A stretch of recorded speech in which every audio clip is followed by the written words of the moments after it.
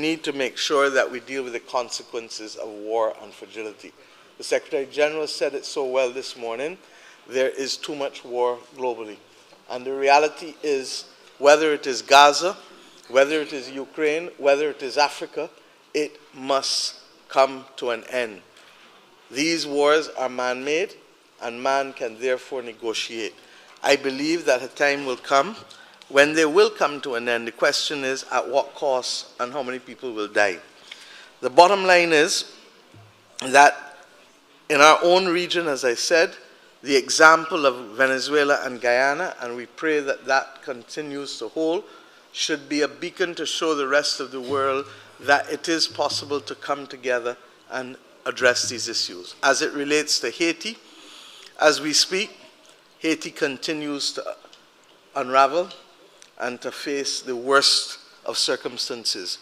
Our heart bleeds for the Haitian people.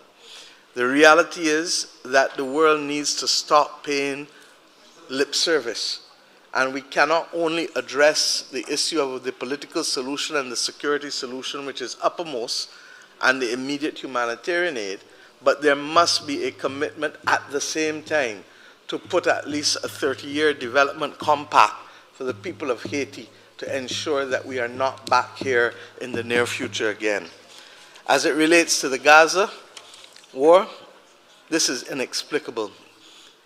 The world's first televised genocide is uniting the people of the world, even if their governments do not want to be united. And we say simply that Prime Minister Netanyahu needs to be separated from the people of Israel, because as we have seen, there are Israelis who understand that what is happening in the Gaza Strip, in spite of the fact that of all that has happened, is wrong and disproportionate. Mr. Chairman, I ask us, therefore, to speak with one voice on these issues, because governments and democracy will have no moral authority to speak on anything if we continue to watch children and women die. We condemn, of course, what happened to the Israelis from Hamas, but we must now condemn what is happening disproportionately to the people of Gaza. I ask simply, where do they go next year and the year after?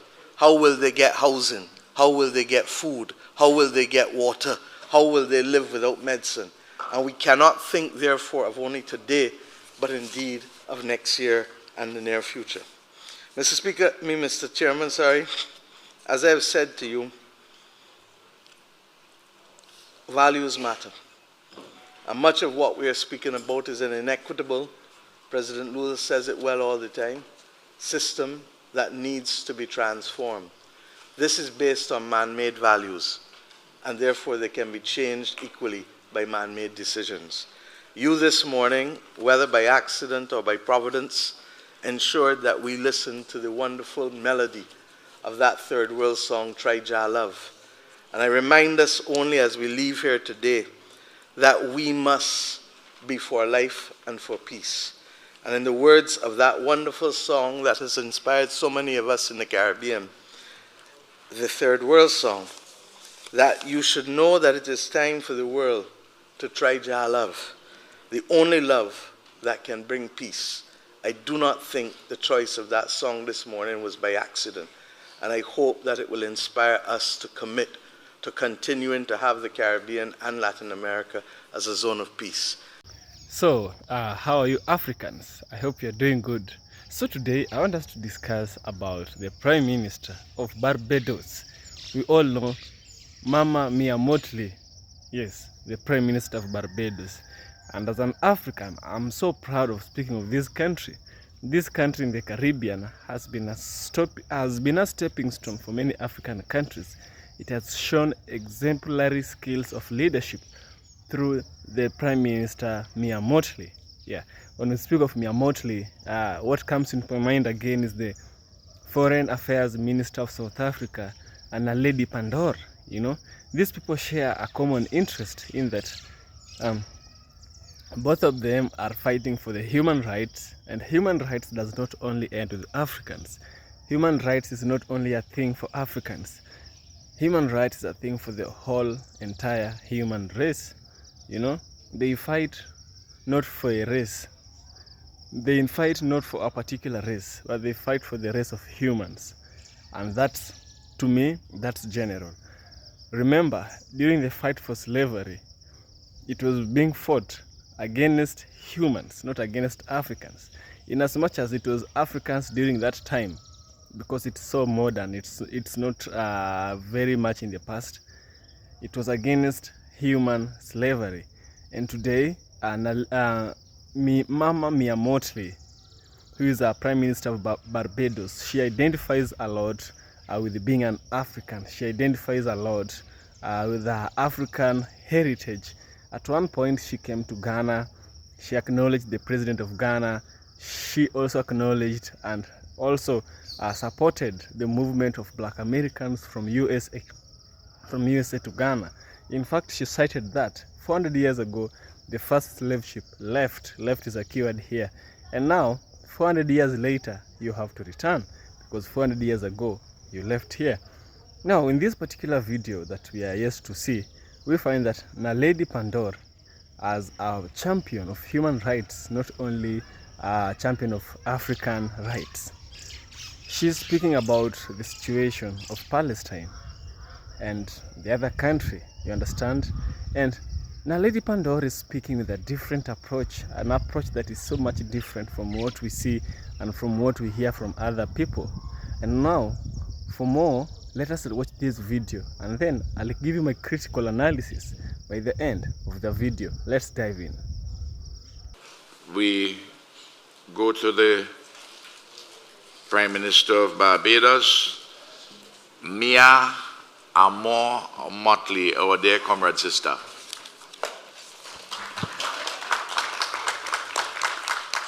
Thank you very much, my dear brother and friend and guide for decades. I really want to congratulate you, Ralph, for showing the world that size does not matter, and for being able to conduct yourself and the affairs of this community with distinction and grace and with progress in the last year. We went to Europe last year, and no one believed that Europe would agree to things that you insisted would be put in the declaration. The capacity to recognize that reparatory justice is a conversation that must take place. The ability to allow Europe, through the Chancellor, to admit that the production model that saw the extraction of commodities without value being left in these countries needs to come to an end, bringing to an end 4 centuries of an exploitative model that has literally decimated the region and the people of the region of Latin America and the Caribbean. It is fair to say that anyone who doubted how you did it would have had a reminder today in your speech as to why the spirit of St. Vincent and the spirit of the Caribbean continues to remain indomitable, and that we as a region, not just my own country that asserted this in its first address to the UN in 1966, but that we shall be friends of all and satellites of none. You have brought pride to the people of the Caribbean civilization.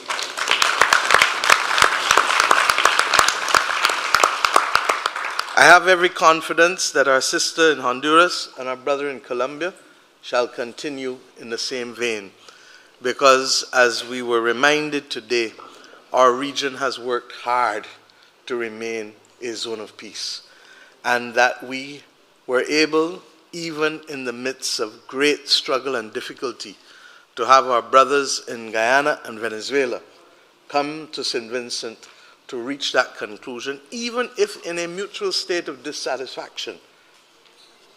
They have asserted the value of peace and life. I speak to you, therefore, against this background, and will try to do so very quickly, because this is a world that continues to be challenged by existential crises but people want to distract us with geopolitics and national politics. This is a world in which the battles for climate justice and finance, even though making some progress, are not making sufficient progress with sufficient speed. And I hear and want to thank the Secretary General of the United Nations, whose voice has remained unwavering and resolute in providing us with a moral compass, calling for a new social contract and calling for fairness among the world's countries, such that when Antigua hosts the 4th Summit of Small Island Developing States, 30 years after the Barbados Program of Action, which was the first Small Island Developing States Summit, that we believe that even if we are not seeing full success, we are building momentum in being able to reverse centuries of undermining of the voice of small states and indeed of exploited people. The issue of climate justice and climate financing, as we have expressed not just in the Bridgetown Initiative, but in all of the other things that we have done, is fundamentally about how can we mitigate, how can we address damage, and how can we adapt. In terms of mitigation, quite simply, we know that methane will cause much greater damage than even carbon dioxide. Let us not rely on voluntarism. Let us get a global agreement on methane in order to give ourselves the best chance of staying below 1.5 to stay alive. Secondly, with respect to loss and damage, we are grateful for the fact that we've acknowledged and created a fund, or is about to create a fund, because Europe has to agree finally to the appointment of its directors and is holding it up. But even when we create it, and even though we've had $700 million in pledges, the reality is that we don't want to rely on loss and damage. We want to avert loss. And therefore, the real battle remains in climate finance, the capitalization of the funds and the budgets to do adaptation. It is against that backdrop, therefore, that we continue to ask for a few things. One, that IDA 21 has to be a real game changer, but it ought to be accompanied by another Jubilee moment for the cancellation of debt of the IDA countries of the world. Two, that we need to ensure that middle-income countries have access to lower-cost debt and longer-term debt. We cannot finance schools, adaptation, or hospitals with 15-year debt. We need 30, 40-year debt at the very minimum, and Europe found a way to accommodate both the United Kingdom as well as Germany in the last century to recognize that they both need both long-term debt and to cap the cost of debt service to a percentage of exports in order to be able to allow Germany to recover after World War II.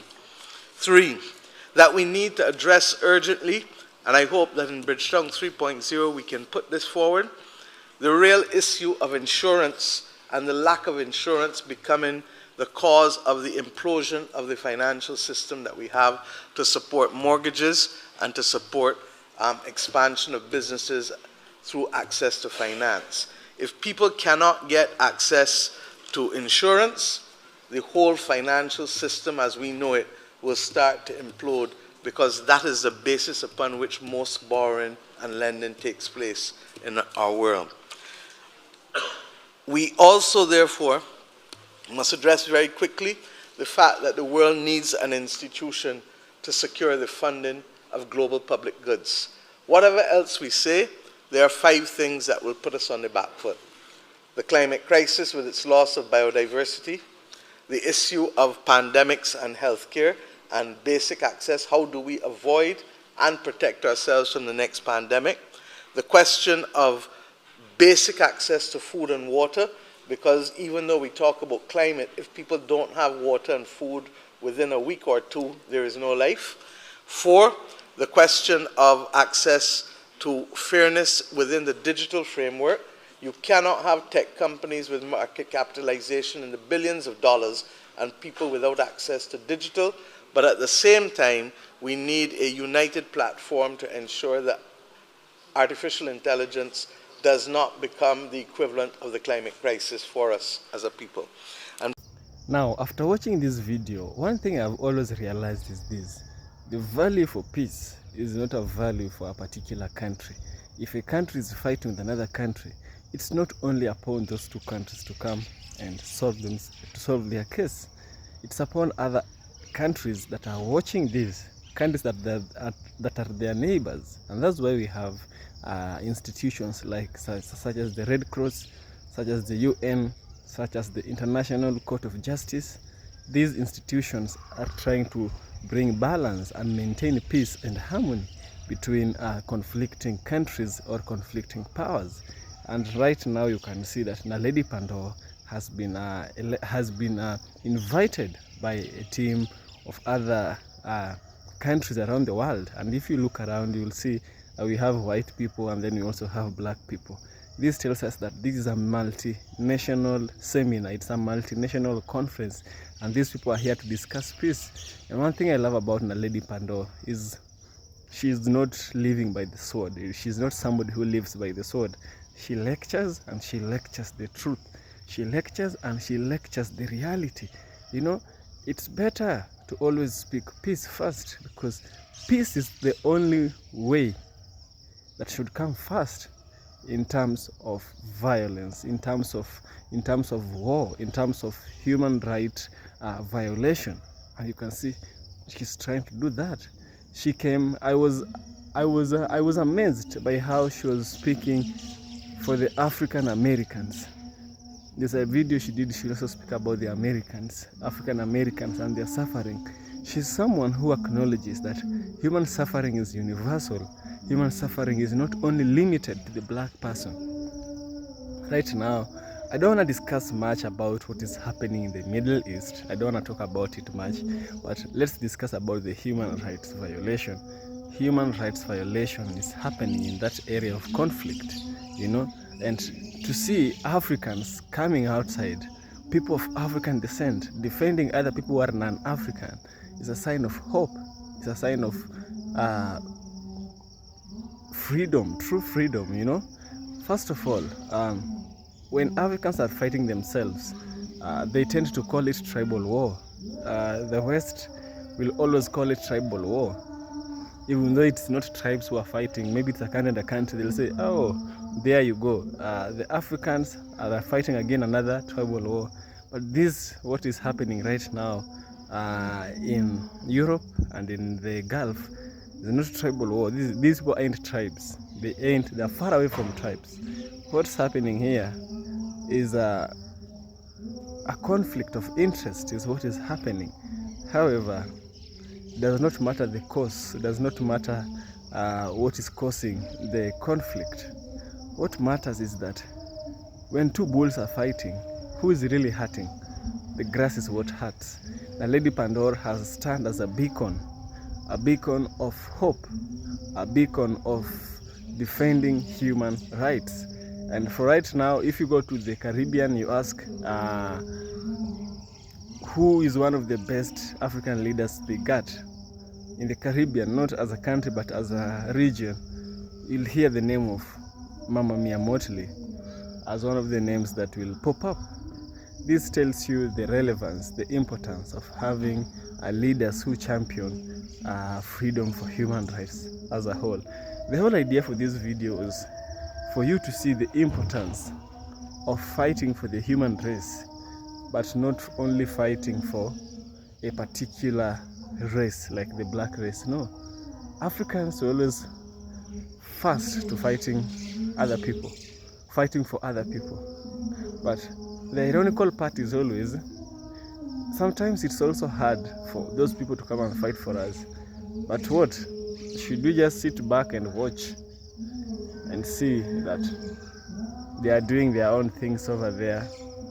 Let them fight on their own. Let us fight our own fights. No.